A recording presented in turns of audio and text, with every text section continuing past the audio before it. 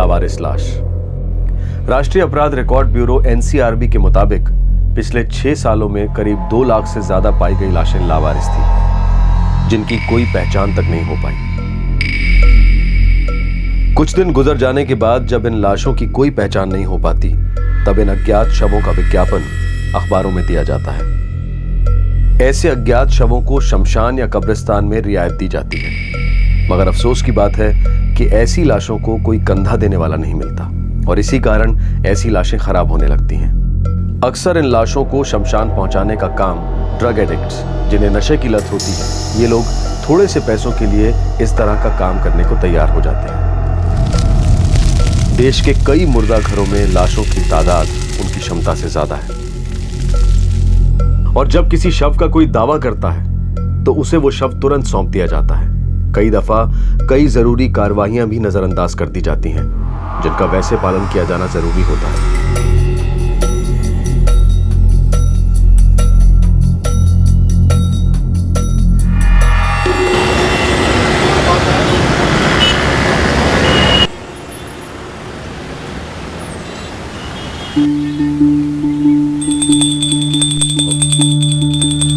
ओम गणेशाय नमः।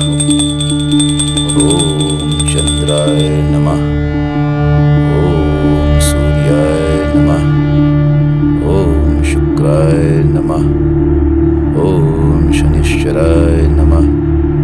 ओम गुरुवे नमः।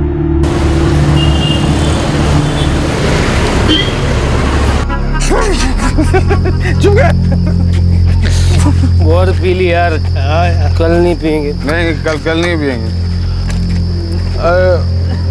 कितने बज गए? मैं यहीं से बस लेता हूँ, ठीक है? मैं तो यहीं से बस लेऊंगा। सुबह होने वाली है भाई, 5 बजे 5। हाँ तो फिर बस आती होगी। मैं यहीं से तो बैठ गया। तो हम चलते हैं। हाँ हाँ, हम तो पैदल ही पहुंच जाएंगे। चल चल कल सुबह कितने बजे मिलना साइट पे? अरे 10 बजे।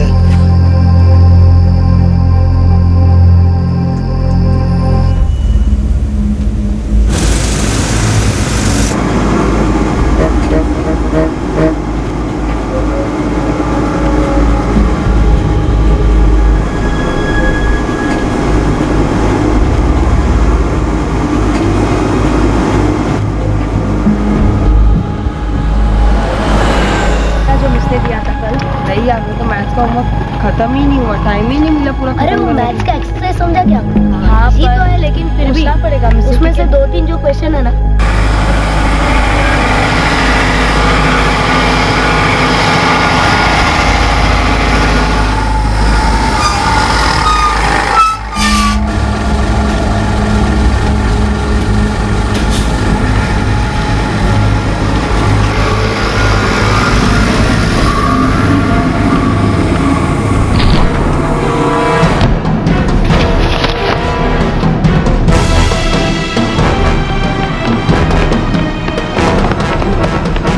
हॉस्पिटल पहुंचाना चाहिए, नहीं तो कुछ भी हो सकता है।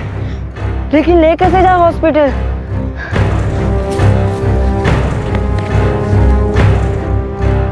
यार कोई गाड़ी ही नहीं आ रही है, एक आदमी भी नहीं दिख रहा यार, क्या करे?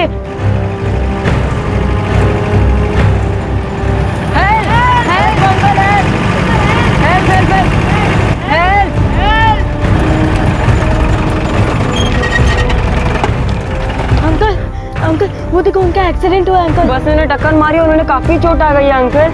अंकल प्लीज आप मदद कर दीजिए ना इनको हॉस्पिटल पहुंचाने में, please uncle, please please uncle. संभाल कर, हाँ आराम से।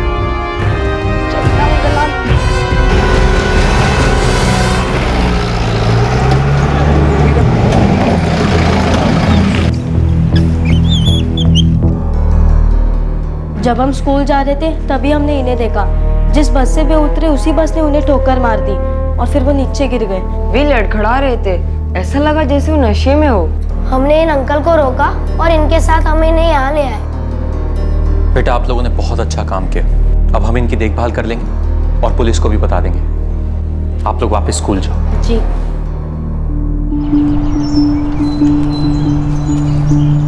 सुनो बच्चों, चलो मैं तुम्हें स्कूल छोड़ दूंगा।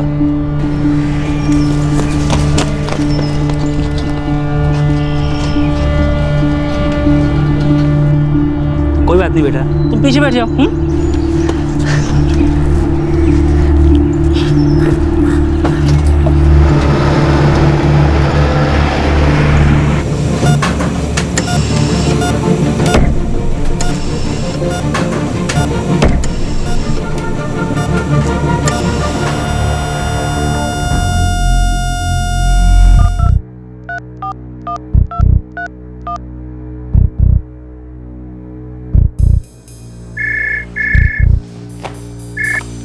गोविंद राजपूत, बाजार थाना, जोधपुर।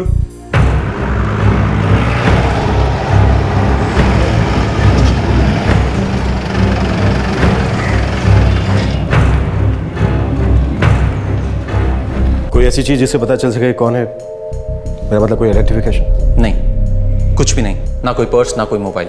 हाँ, ये 10-10 के कुछ नोट मिले। स्कूल के 3 बच्चों ने देखा, जिस बस से ये उतरा था उसी बस ने इसको टक्कर मारी। वो बच्चे ही बेहोशी की हालत में इसे यहां लेकर आए। जब लाए थे तब ये जिंदा था, लेकिन हम इसे बचा नहीं पाए।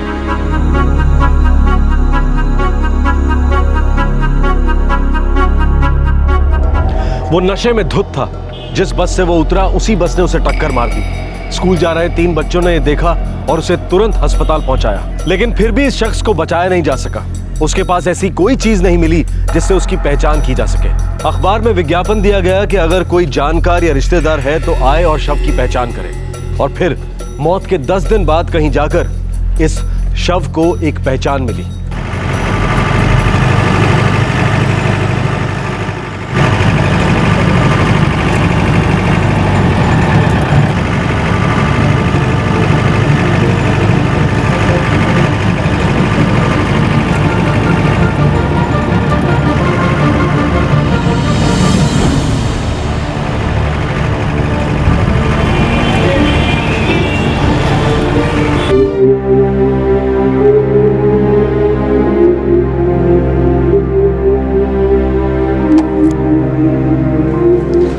सामने बुलाया है।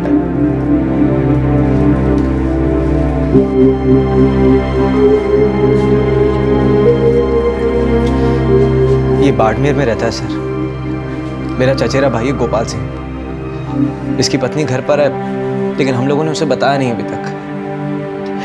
हमें खुद ही यकीन नहीं हो रहा कि ये चला गया।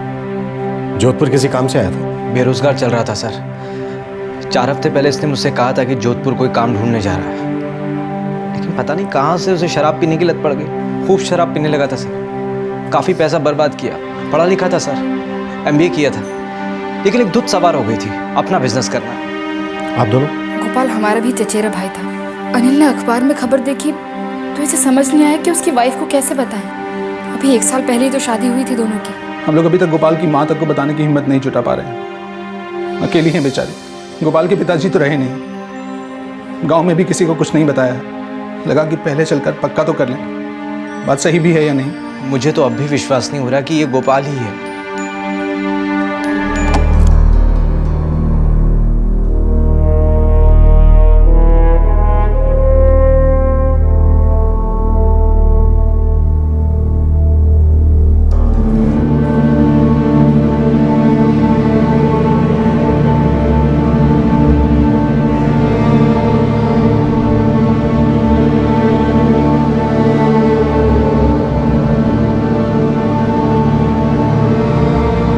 आप लोगों को बॉडी सौंपने से पहले हमें कुछ कागजी कार्रवाई करनी है।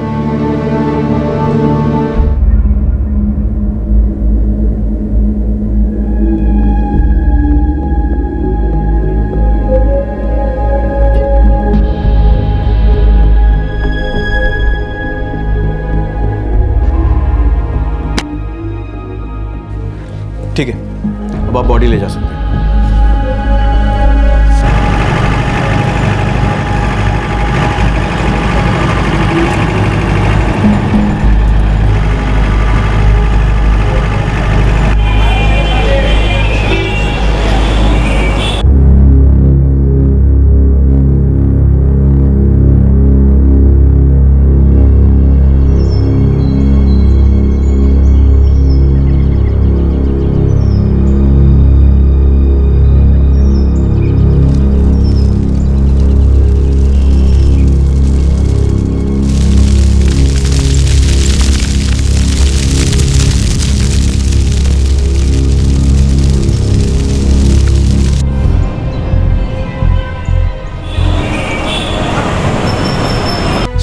नामा और पोस्टमार्टम रिपोर्ट चाहिए डेथ सर्टिफिकेट बनाने के लिए।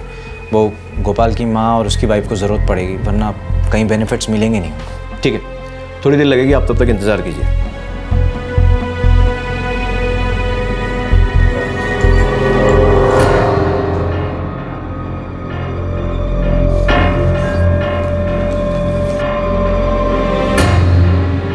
Thank you.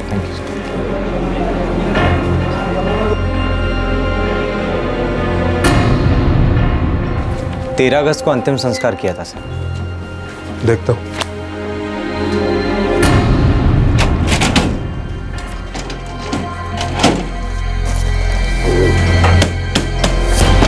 आधा घंटा लगेगा, तुम बाहर बैठो, मैं देखता हूँ।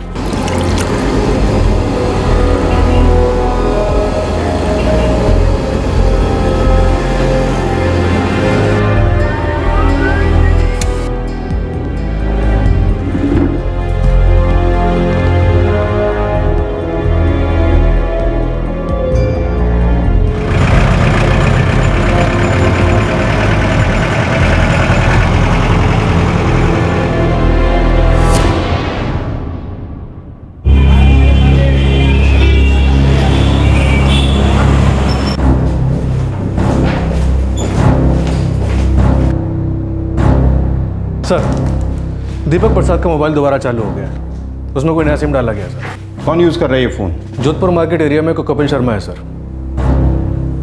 उसी शहर का दूसरा थाना एक गुमशुदा शख्स की तलाश में था और करीब 4 महीने बाद उस गुमशुदा का फोन फिर से शुरू हुआ, किसी और के नाम के किसी दूसरे सिम कार्ड के साथ। इस गुमशुदा आदमी का उस नशे में चूर आदमी से क्या ताल्लुक था जिसकी बस से टक्कर में मौत हुई थी? इन दोनों का आखिर नाता क्या था?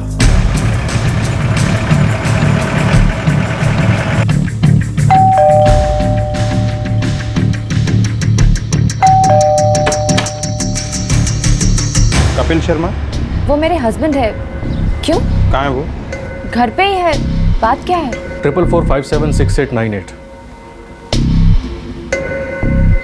नहीं सर, ये मेरा नंबर नहीं है। आप ही के नाम पे लिया गया ये नंबर? कहीं ये वो नंबर तो नहीं है जो 3 दिन पहले आपने अमित को लेके दिया था? मेरा मोबाइल लेके आओ, मैं चेक करता हूँ।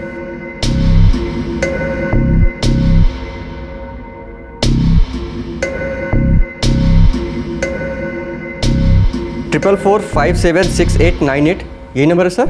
जी हाँ सर, इस नंबर का सिम मैंने अपने भतीजे को दिया था 3 दिन पहले। क्या नाम है उसका? कहाँ है वो? अमित शर्मा, स्टूडेंट है सर, ये पास में ही रहता है।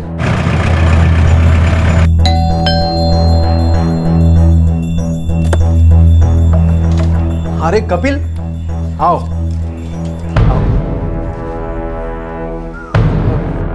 क्या हुआ? अमित है क्या घर पे?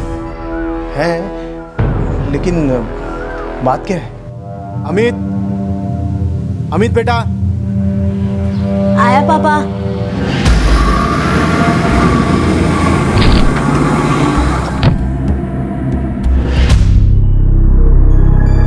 अमित, ये फोन कहाँ से लिया तूने? मिला मुझे। मिला? कहाँ से मिला? मुझे मेरे स्कूल के पास से मिला। अमित बेटा, सच बता, ये किसका मोबाइल है? बेटा, किधर मिला आपको? सच्ची सच्ची बोलो। सच्ची मुझे मेरे स्कूल के पास से मिला। कहाँ मिला? रोड पे पड़ा मिला? जी सर। अमित बेटा, जिसका ये फोन है उसको हम पिछले 5 महीने से ढूंढ रहे हैं। आपको कुछ पता है किस आदमी का है ये? अमित, अगर तू सही नहीं बताएगा तो मुश्किल हो जाएगी। कब से पूछे जा रहा हूं, एक ही बात बोले जा रहा है। कपिल को तुम्हें सिम कार्ड दिलाना ही नहीं चाहिए था। आप गुस्सा मत कीजिए बच्चे पर। अमित बेटा, आप तो जानते हैं ना कि पुलिस को हमेशा सच बताना चाहिए, है ना? बोलो बेटा। सर, मुझे एक जीप के अंदर से मिला था। जीप के अंदर से? हाँ सर, ये 4-5 महीने पहले की बात है, जुलाई की। मैं अपने दोस्तों के साथ स्कूल जा रहा था, तभी हमने एक एक्सीडेंट देखा। एक आदमी बहुत बुरी तरह से घायल हुआ था। फिर हमने एक जीप को रोका और ड्राइवर अंकल की मदद से हम उसे हॉस्पिटल तक लेके गए और फिर उसी जीप से हम वापस स्कूल आ गए।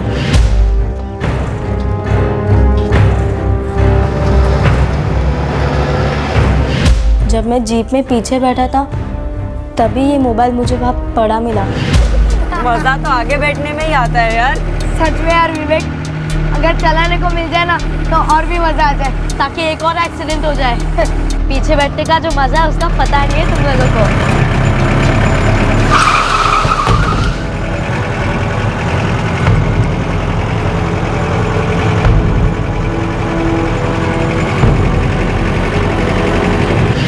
मैंने सिम कार्ड निकाल दिया और फ़ोन तो अपने पास रखा। ये मोबाइल शायद उसी अंकल का है जिनका एक्सीडेंट हुआ था। किस हॉस्पिटल में ले गए थे बेटा आप उनको? KPR hospital.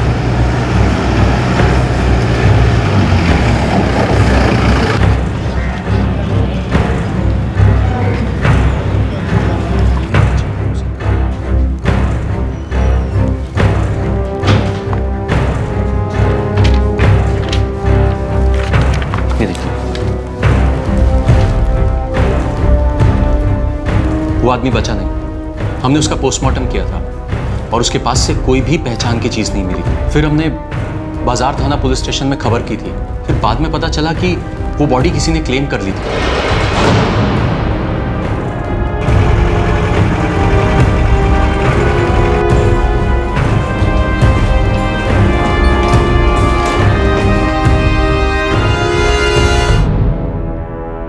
यही है वो आदमी?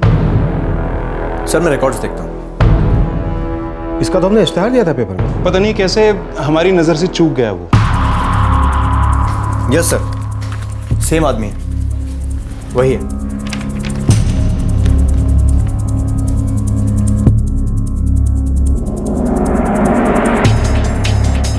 बाड़मेर के किसी अनिल राठौर ने बॉडी क्लेम की। खुद को इसका कजिन बताया और मरने वाले का नाम गोपाल सिंह बताया था। लेकिन ये तो दीपक प्रसाद है, एक पुजारी का बेटा।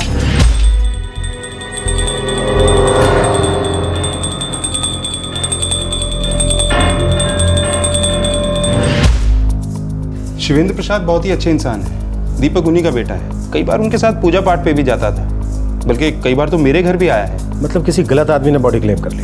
ये दीपक 29 जुलाई को गायब हुआ था और उसके पिता ने 1 अगस्त को रिपोर्ट लिखवाई।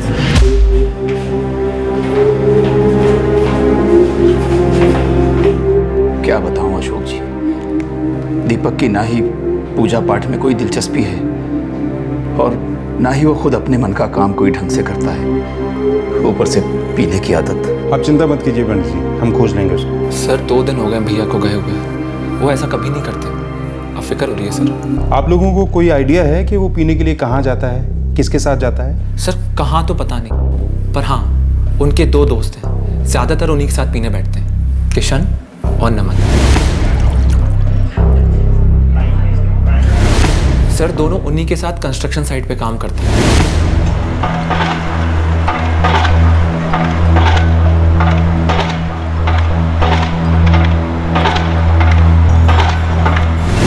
किशन और नमन, ले गया दोनों को। सर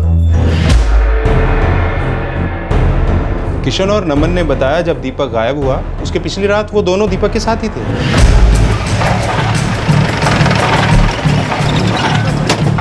साहब क्या बात क्या कर रहे हैं साहब? मुझे कुछ नहीं पता साहब, सच्ची। अरे साहब क्या कर रहे हैं साहब? बात तो सुनिए।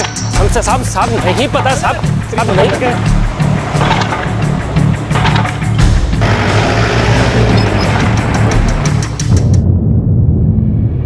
साहब हम तीनों जोधपुर से थोड़ा दूर आ गए थे। सुबह 4 साढ़े 4 बजे तक तो हम लोग पीते ही रहे साहब। फिर अपने अपने घर निकल गए। दीपक बोला कि वो बस से जाएगा।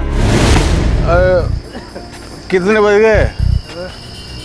मैं यहीं से बस लेता हूँ, ठीक है? फिर उसे छोड़ के हम निकल गए।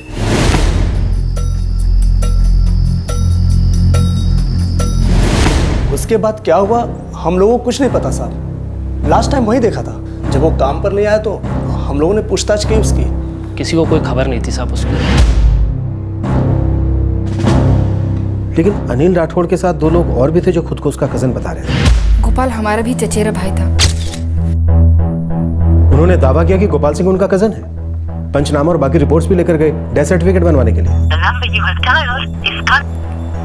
सर अनिल, शिवानी और धर्म तीनों के फोन बंद आ रहे हैं। मुझे लग रहा है कि इसमें कोई रैकेट है। जरूर कोई ना कोई साजिश है। एक अज्ञात शव पे किए गए दावे का कारण अभी भी अज्ञात है। सर मेरे पास अनिल राठौर का बाड़मेर का पता है।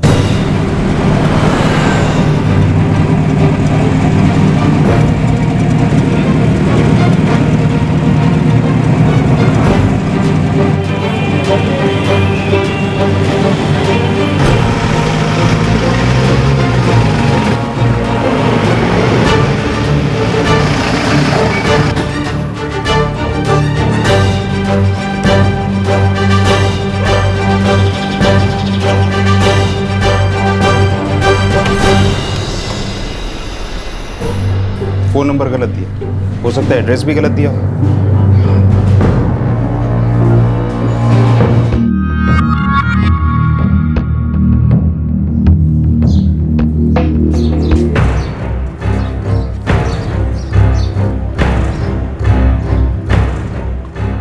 अरे क्या हुआ?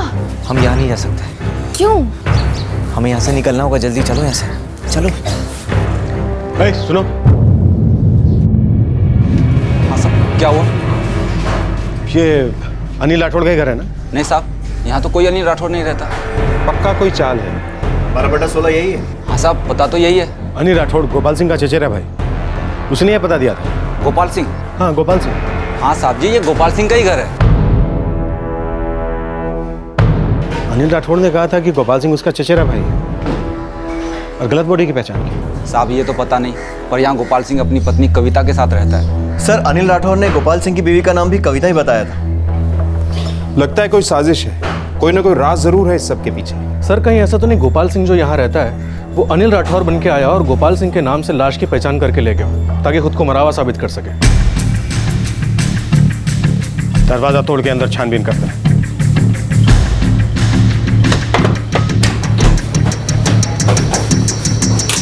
कोना कोना छान मारो, ये अनिल राठौर बहुत बड़ा 420 लगता है।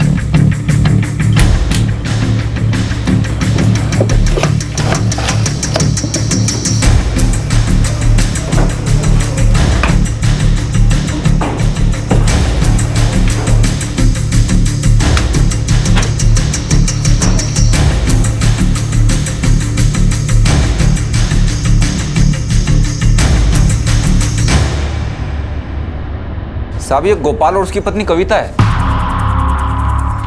अच्छा खेल खेला इस आदमी ने। लेकिन पकड़ में क्यों नहीं आया? कागजी कार्रवाई के दौरान भी आप लोगों को कोई शक नहीं हुआ? सर, उसने जो भी पैन कार्ड, ड्राइविंग लाइसेंस वगैरह दिए थे सब ठीक ठाक लगे।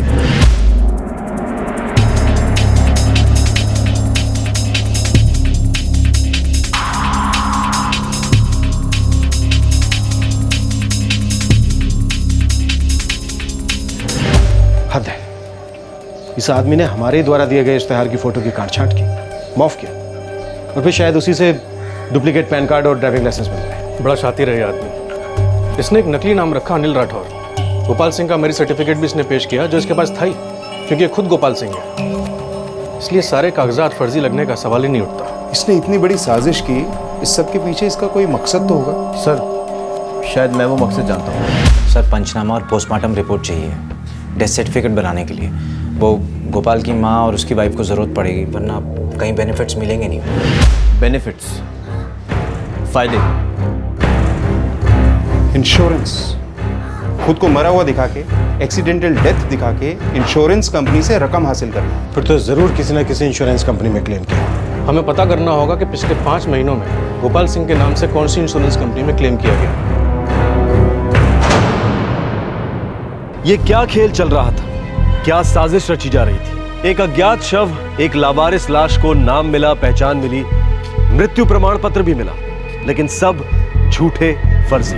मृत व्यक्ति का मोबाइल फोन एक बच्चे को मिला जिसने उसे फिर से इस्तेमाल करना शुरू किया और इसी ने पुलिस के सामने एक बहुत बड़ी धोखाधड़ी की परतें खोली। मृत व्यक्ति वो नहीं था जिसका कि दावा किया गया था, बल्कि वो तो 5 महीने से गुमशुदा कोई और ही शख्स था। क्या अनिल राठौड़ ही गोपाल सिंह था? आखिर अपने आप को मरा साबित करने के पीछे उसकी क्या चाल थी?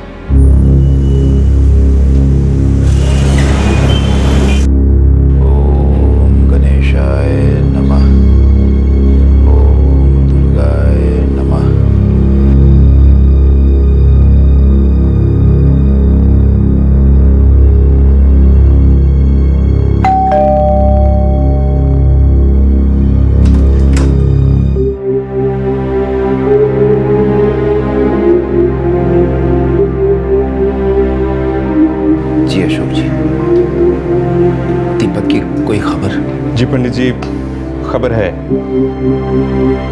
पंडित जी, दीपक अब नहीं रहा।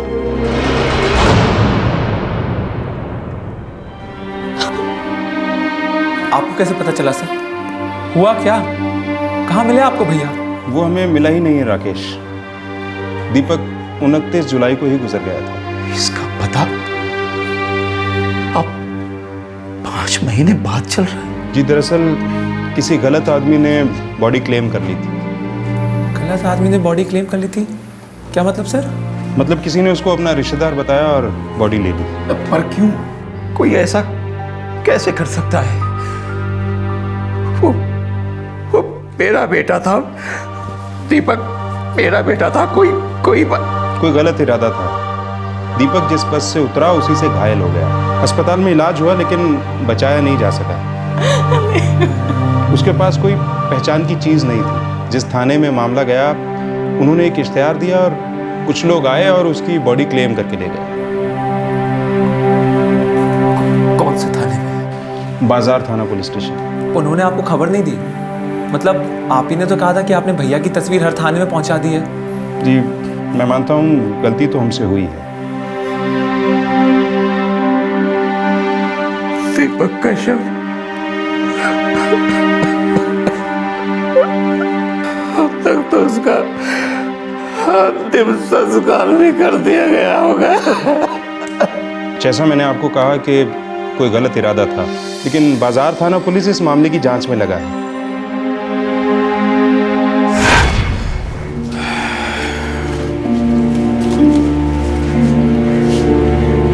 दीपक बेटा, तुम करना क्या चाहते हो? आप जो करते हो ना वो नहीं, बस कुछ और बाबूजी। बेटा मैं जो करता हूँ ना उसमें बहुत सम्मान है। पर बाबूजी मुझे नहीं करनी है ये पंडितगिरी। मत कर बेटा, पर करना क्या है ये तो बता दे। छोटे को देख, पढ़ाई लिखाई पूरी हो गई, अपनी दुकान संभाल रहा है। तुझे तो बेटा पता ही नहीं है कि जीवन का करना क्या है। मैं और राकेश अलग है बाबूजी। शायद मैं वो हासिल नहीं कर पाया जो मुझे कर लेना चाहिए था, लेकिन मैं अभी भी यही पता करने में लगा हूँ कि मुझे हासिल क्या करना है। मुझे अपना रास्ता खोजने दो बाबूजी, मेरे ही तरीके से। अपना रास्ता खोजो बेटा, पर तुम जो ये भटक गए हो उसका क्या? हमेशा शराब, आवारागर्दी, क्या ये खोज रहे हो? बस इसी बात की चिंता हमेशा लगी रहती है मुझे। भैया आज से आप मेरी दुकान संभालो, मैं आपका असिस्टेंट बनूंगा। मुझे खुद का कुछ करना है, पता नहीं क्या, पर कुछ अपना बाबूजी।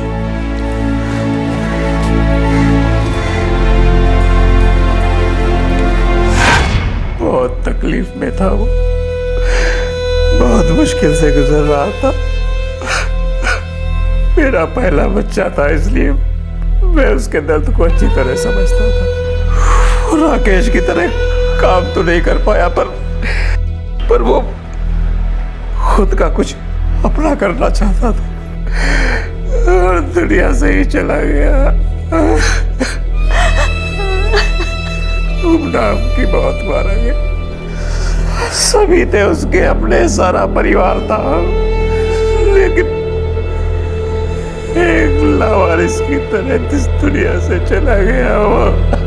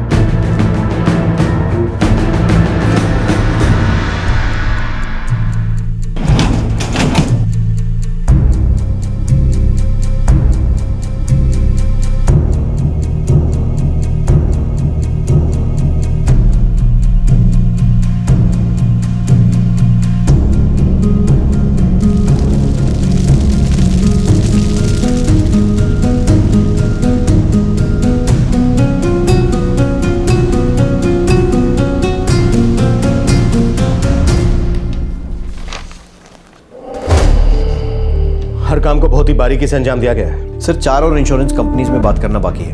इनमें से किसी एक में तो अनिल राठौर उर्फ गोपाल सिंह ने अप्लाई किया ही होगा। अनिल राठौर के दोनों रिश्तेदार धर्म और शिवानी का कुछ पता चला? सर खबरी लगा रखे हैं पर कोई लीड नहीं है। ये आदमी कितनी सफाई से ये सब कर गया, हमें इसे खोजना ही होगा। हम इसे ऐसे अपने हाथ से नहीं निकल जाने दे सकते।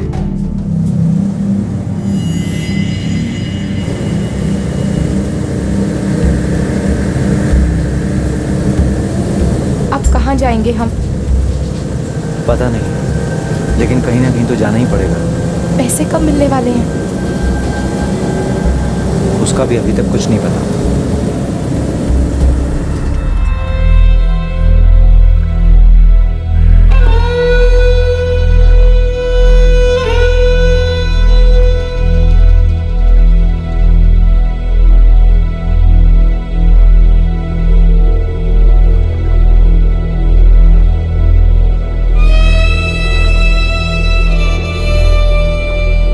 ऐसा लग रहा था कि जिस सफाई और शातिर तरीके से अनिल राठौड़ उर्फ गोपाल सिंह ने अपनी ठगी को अंजाम दिया था, वो पुलिस के जाल से बच निकलेगा। ठग के हाथ की सफाई बेहतरीन थी, लेकिन कुछ गलतियों के निशान छूट गए थे। और शुक्र की बात है कि कहीं कहीं आज भी कामकाज में मूल्य, वर्क एथिक्स बाकी हैं, जो ऐसे निशानों को तुरंत पकड़ लेते हैं। सर केस अभी तक कोर्ट में ही है। हाँ एक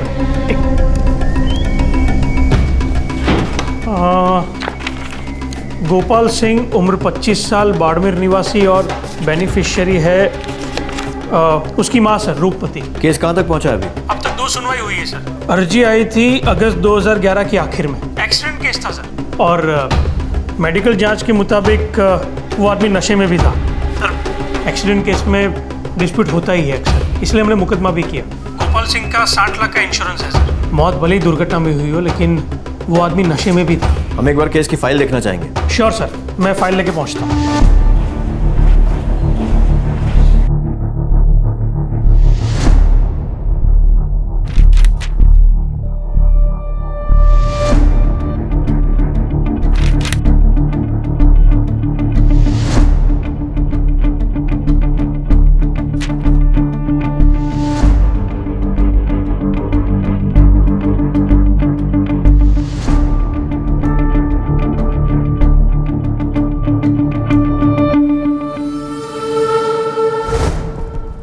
सर फाइल में कुछ गड़बड़ है क्या? ये आदमी गोपाल सिंह है जिसका ये फोटो लगा है, एक फ्रॉड है। हमने एक लावारिस शव का इश्तेहार दिया था अखबार में, उसे देखकर यह आया, अपना नाम अनिल राठौड़ बताया और एक डेड बॉडी को अपने चचेरे भाई की बताकर ले गया। उसका क्रियाकर्म किया, डेथ सर्टिफिकेट बनवाया और अपने आप को मरा हुआ साबित करके इंश्योरेंस क्लेम कर दिया। गॉड, तो सर वो जो लावारिस लाश आपको मिली थी वो आखिर थी किसकी? किसी एक पंडित के बेटे दीपक प्रसाद की। उसी की उम्र का है। कद, काठी, उम्र सब मैच करता था अनिल राठौड़ उर्फ गोपाल सिंह से, क्योंकि डेथ सर्टिफिकेट में कोई फोटो नहीं होता। पंचनामा और पोस्टमार्टम रिपोर्ट के फोटो बदल दिए थे। ये तो बहुत बड़ा फ्रॉड है सर। अच्छा खासा पढ़ा लिखा भी है, सॉफ्टवेयर कंपनी में काम करता है। क्लेम का भुगतान तो नहीं हुआ अभी तक? नहीं सर, अगली सुनवाई जनवरी 2012 में है। सुनवाई में पेश कौन होता है? उसकी माँ जो बेनिफिशियरी।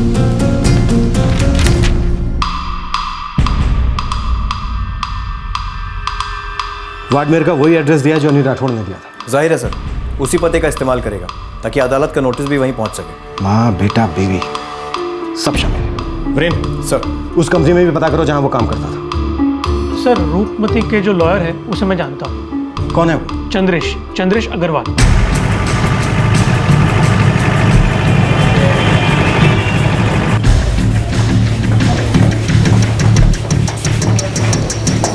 गोपाल सिंह ने अगस्त 2011 में अपनी नौकरी छोड़ दी।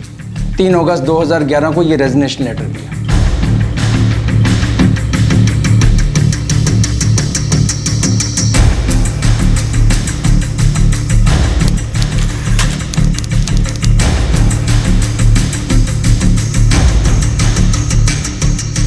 जी, रूपमती जी मेरी क्लाइंट है और मैं उनका इंश्योरेंस का केस देख रहा हूँ। हमेशा अकेली आती है? जी, सितंबर और अक्टूबर में सुनवाई थी।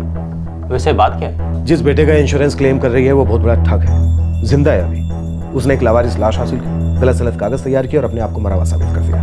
मुझे कोई खबर नहीं है जी। इस औरत का एड्रेस वाडमेर का दिया गया है और कॉन्टेक्ट नंबर इसकी बहू कविता का। मुझे इस औरत रूपमती से मिलना है।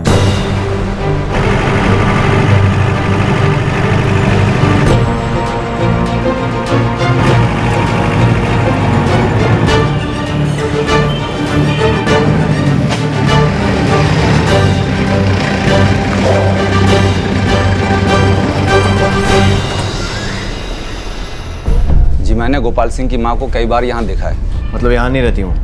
मालूम है कहाँ रहती हैं? विधवा है वो, भाई के साथ राजनगर गांव में रहती हैं। लेकिन आप जो ये फोटो दिखा रहे हैं ये उनका नहीं है। क्या? ये गोपाल की माँ रूपमती नहीं है। थैंक यू, हम इसे कांटेक्ट करें। और हाँ, याद रहे कि एक फ्रॉड केस है। बताने के लिए शुक्रिया।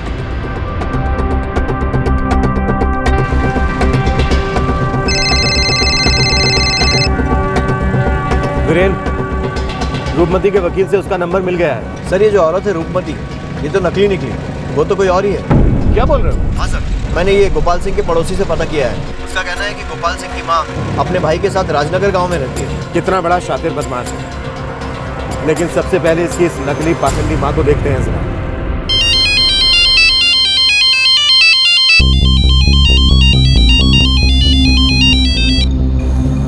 हेलो, कौन बोल रही है? जी कुसुम धीर, बताइए क्या काम है? कुसुम जी, आपका नंबर लकी ड्रॉ में निकला है।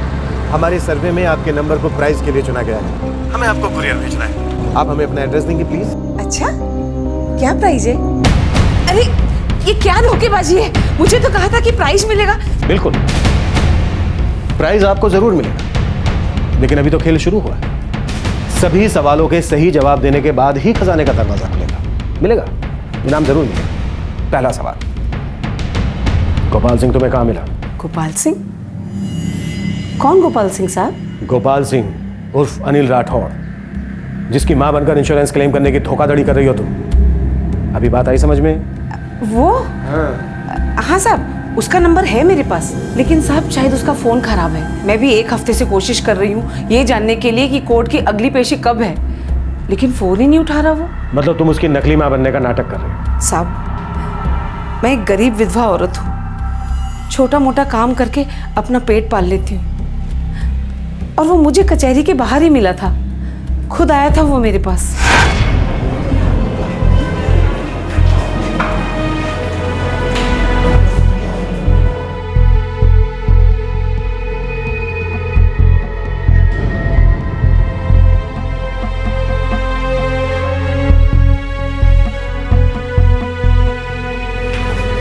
कुसुम जी, जी एक बीमा का केस है। तो मुझसे क्या चाहते हैं आप? मैं चाहता हूं कि आप कोर्ट में मेरी मां बन के पेशी दे दें। ठीक है, लेकिन हर पेशी के 2000 रुपये लगेंगे। हाँ ठीक है, आइए मैं आपको समझा दूं कि मामला क्या है। आइए। साहब, वो मुझे पैसे दे रहा था और मुझे पैसे की जरूरत थी, इसीलिए उसने जो कहा मैं मान गई। और तुम भी इस 420 का हिस्सा बन गई। साहब, इसमें मेरी क्या गलती है? मैं तो सिर्फ माँ ही बनी थी ना, कुछ किया तो नहीं ना। ये बड़े बड़े नेता लोग, अफसर लोग इतना कुछ करते हैं, इतनी 420 करते हैं, उनको कोई नहीं पकड़ता। बस हम गरीबों को ही पकड़ोगे क्या?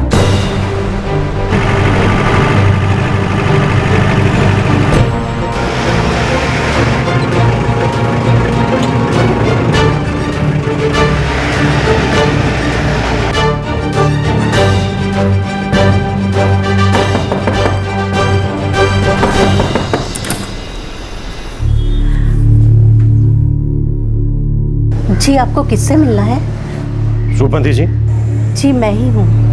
हाय राम, ये क्या किया मेरे बेटे ने, और क्यों किया? सारी बातें तो हमें तभी पता चलेंगी जब आपका बेटा हमें मिलेगा। अभी तो हमें इतना ही मालूम है कि ये सब उसने बीमे की रकम हासिल करने के लिए किया। मेरा बेटा ऐसा बिल्कुल नहीं कर सकता।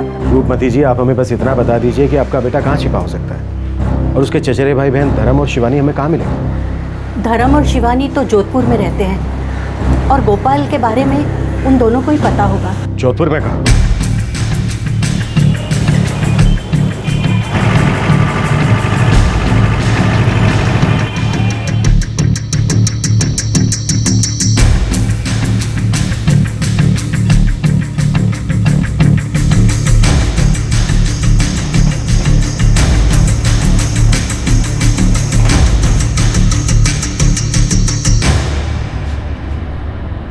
गोपाल सिंह कहाँ है? सच में नहीं पता सर, एकदम से टच में नहीं। मैं भी कब से उससे बात करना चाह रही हूँ। तुम दोनों भी इस घपले में गोपाल के बराबर के हिस्सेदार हो।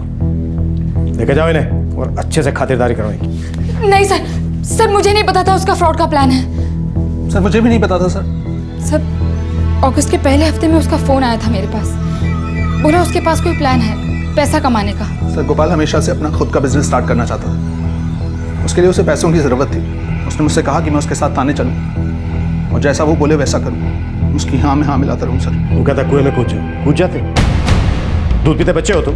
हमें ये तो पता था कि वो कुछ प्लान कर रहा था, पर एग्जैक्टली पता नहीं था क्या। बस उसने हमें कुछ पैसे देने का वादा किया था सर। ये तो झूठ है, फ्रॉड है यार। बॉडी को 1 हफ्ता हो गया, अभी तक किसी ने क्लेम नहीं किया और मुझे नहीं लगता कि अब कोई करेगा भी। लेकिन फिर भी गोपाल, अगर मैं तुझे 3 लाख रुपए दे दूं तब तो तेरा एक किंतु परंतु लेकिन बट बंद हो जाएगा ना। तुम बॉडी लेकर करोगे क्या गोपाल? मैं ये कह के बॉडी लूंगा कि ये बॉडी मेरे कजन गोपाल सिंह की है। क्या? अरे समझने की कोशिश करो, मैं अपने आप को मरा हुआ दिखा के बीमा के 60 लाख रुपए ले लूंगा। ये एक एक्सीडेंटल डेथ है ना। ये देखो, इसकी उम्र 25 साल है, मेरी उम्र भी 25 साल है। तुम विटनेस बन के मेरे साथ चलो, बॉडी हासिल करने में आसानी होगी। फिर अंतिम संस्कार इंश्योरेंस के पैसे क्लेम करूंगा, जो पैसा आएगा उसमें से 3 लाख रुपए तुम्हारे। देखो धर्म तो राजी हो गया है, तुम बोलो। अगर फंस गए तो? अरे फंसने का कोई चांस ही नहीं है। बॉडी को 1 हफ्ता हो गया, अभी तक कोई क्लेम करने नहीं आया। मुझे लगता है बॉडी लावारिस है। बहुत आसान काम है। कविता इंश्योरेंस क्लेम करेगी? माँ करेंगे। एक्चुअली माँ ही बेनिफिशियरी है, मैंने शादी से पहले इंश्योरेंस लिया था। तुम्हारी माँ को मालूम है इस बारे में? अरे उनके लिए सब चीज़ें बहुत कॉम्प्लिकेटेड है, उनके पल्ले नहीं पड़ने वाला। हाँ लेकिन चेक माँ के नाम पे ही बनेगा। जब चेक आएगा तो कह दूंगा बीमा का बोनस आया है, ये कह के पैसे ले लूंगा। सर हमने बिल्कुल नहीं सोचा था हम ऐसा कुछ कर बैठेंगे। तुम दोनों मुसीबत में तो पड़ ही चुके हो। अब जल्दी से बता दो ये गोपाल सिंह का है, ताकि मुसीबत और ना पड़े। और उसकी वाइफ कविता, उसका क्या? कविता एक विधवा थी अजमेर की। एक बार गोपाल सिंह अजमेर गया था, उसको वहीं मिली थी, फिर दोनों ने शादी कर दी।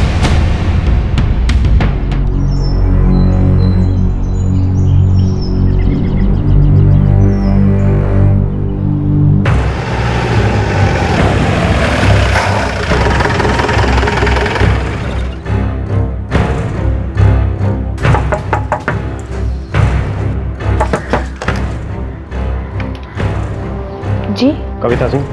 सर मुझे नहीं पता गोपाल कहाँ है। कविता, हमें मालूम है तुमने, तुम्हारे पति गोपाल सिंह ने और उसके चचेरे भाई बहनों ने एक साजिश की। 2 कैसे एक बॉडी हासिल की, उसका क्रियाक्रम किया, फिर तुम्हारे पति गोपाल सिंह को मरा हुआ दिखाया। और ये सब एक बीमा कंपनी को धोखा देने के लिए किया गया।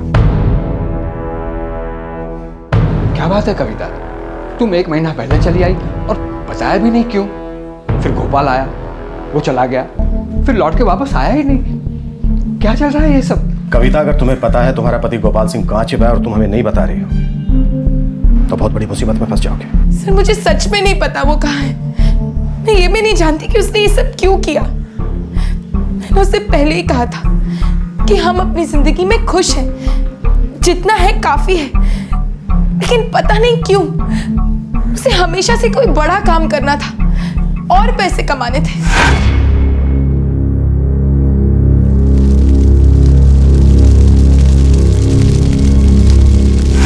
उससे कहा था धोखेबाजी से हमें कुछ नहीं मिलने वाला, लेकिन उसने मेरी बिल्कुल नहीं सुनी। कविता, मैं आखिरी बार पूछ रहा हूँ, कहाँ है गोपाल सिंह? सर मैं सच बोल रही हूँ, मुझे नहीं पता। हाँ वो कभी कभी मुझे फोन जरूर करता है। लास्ट फोन कब आया था? कहाँ से आया था? करीब 1 हफ्ते पहले, जोधपुर से। तुम्हारा मोबाइल नंबर? इस औरत को अगर गिरफ्तार किया तो गोपाल कभी हमारी पकड़ में नहीं आएगा।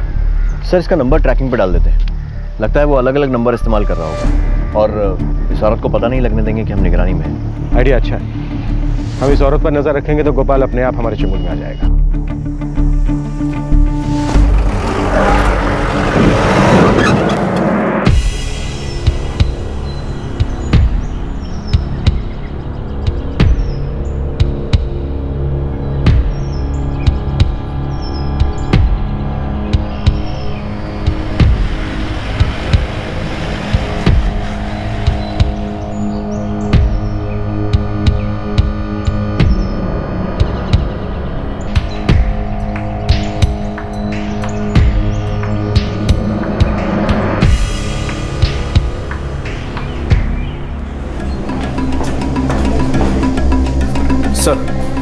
नंबर की ट्रैकिंग से पता लगता है कि ज़्यादातर कॉल्स अजमेर के लैंडलाइन नंबर से ही किए गए। इस बीच वो कभी अपनी बीवी से मिलने आया?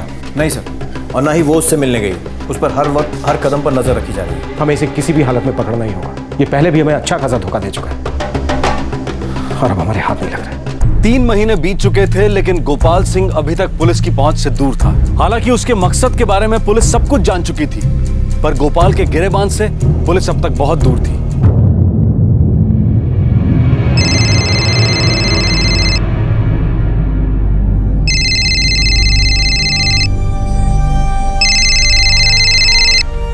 हेलो कविता, मैं गोपाल बोल रहा हूँ। गोपाल, कहाँ हो तुम?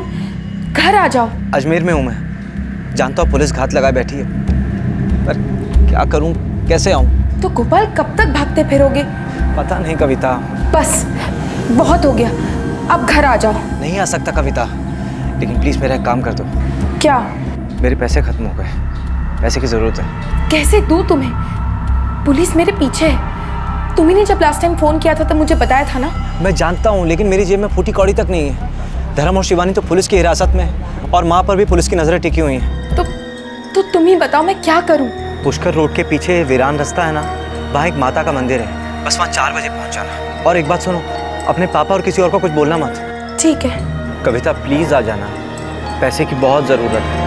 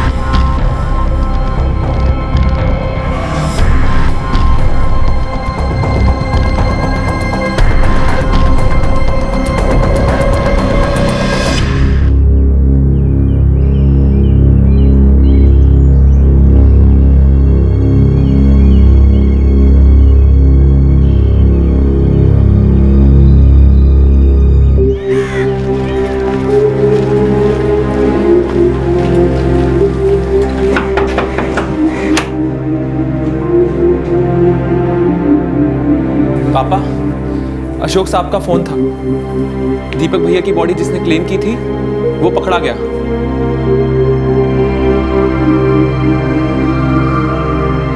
उसे इंश्योरेंस की रकम का एक पैसा नहीं मिला जिसके लिए उसने ये सब किया था।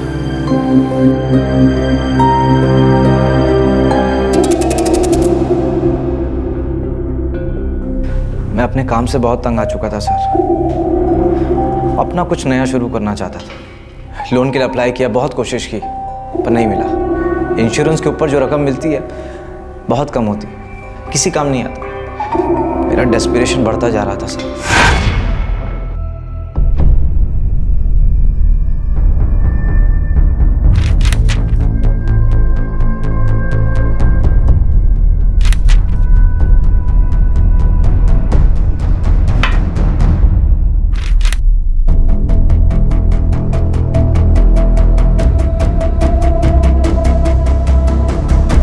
हमेशा सोचता रहा इतने सारे लोग फ्रॉड करके आसानी से बच के निकल जाते, पकड़े नहीं जाते। शायद तूने उनके बारे में नहीं सुना जो पकड़े जाते हैं। मुझे लगता है कुछ लोग वो होते हैं जिन्हें बिना ठोकर खाए कुछ समझ में नहीं आता।